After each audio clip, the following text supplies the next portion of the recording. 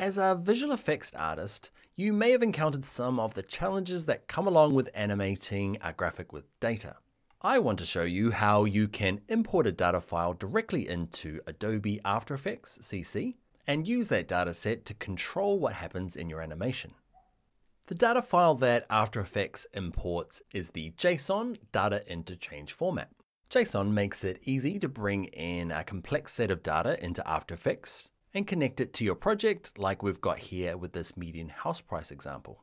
Now, if you want to follow along with this tutorial, you can download the assets that accompany this tutorial.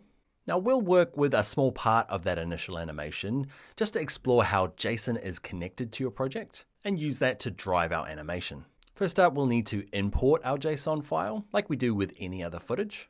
Now, if you're not starting with a JSON file, you can easily convert many data files, say an SVG, into JSON using an online conversion tool. Let's take a quick look at this file before we start working with it.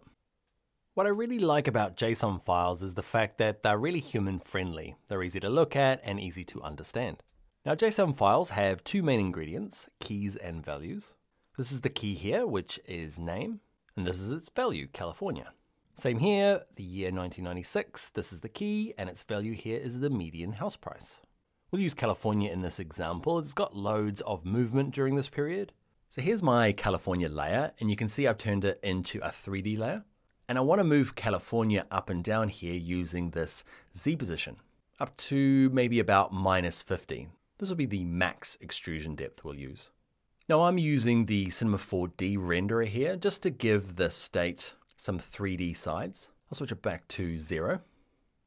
Okay, so we'll start our expression by holding Option and clicking the stopwatch on my Mac. If you're on a PC, hold down the Alt and click. Let's drag this out so it's a little easier to see. Now our goal here is to set the values for X, Y, and Z. So for this first value, X, we'll leave it at 0. And the next value, Y, we'll also leave it as its default, which is 1.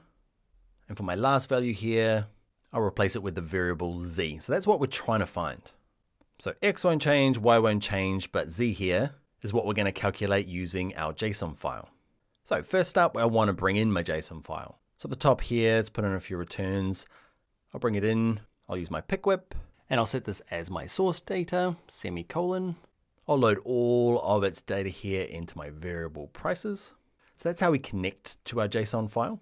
So in my simplified example here, I'm going to run my animation from 1996 directly to the 2016 price. So I want to look inside my prices variable at the fifth value, which is California, and I want this 1996 price here. And I'll load it all into my variable price 1. We'll do the same for 2016. So I've pulled the prices for 96 and 2016, and now I want to animate between the two. So remember, we thought our extrusion depth should be no more than -50.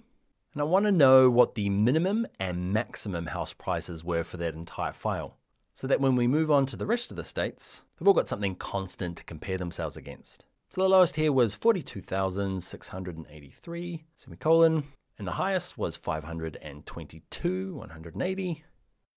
So now I'm ready to work on my starting height for California.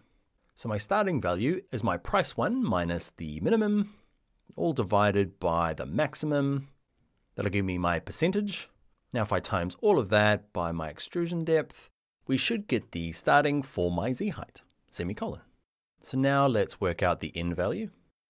So my end value is my price 2 divided by the maximum, all times by my extrusion depth, semicolon. Great. So we know my start and ending height now. Let's animate between them using an ease. We'll use the expression drop down here. Interpolation, we'll use ease. And T is for time. We'll start it at 1 second and finish it here at 4 seconds. And we're going to go between our start and end values, semicolon. Let's put our ease inside our variable Z. And Z is already here, ready to receive our animation. And we're ready now to preview it. California is moving up from 1996 through to 2016, all driven from our external JSON file. Now I've worked here with just 2 dates from California only to hopefully give you an understanding and a peek at the amazing potential of connecting JSON files to After Effects. I'll show you this more complete example here. And you can see now we're using all of the years with all of the states. You can see the colors update depending on the data in the JSON file. We've also created this handy control panel, so we can make easy sweeping changes to, say, our hot and cold colors, our extrusion depth, and how long this animation runs for. Let's look at this other example here for weather.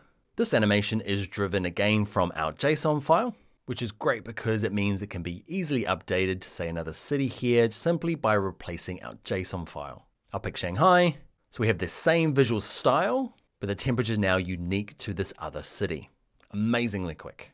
And also, if you make a change to the data file, After Effects will update automatically whenever you save the project. So I hope you can see now the power of importing a JSON file to develop a motion graphic. We've just looked at 2 examples here, but I'm sure you can use your imagination and see how great this would be for, say, automating charts, graphs, infographics, creating show promos, communicating schedule changes, presenting motion captured data, or to potentially create the same graphic, but to deliver that graphic in multiple languages, all using data-driven animations in Adobe After Effects.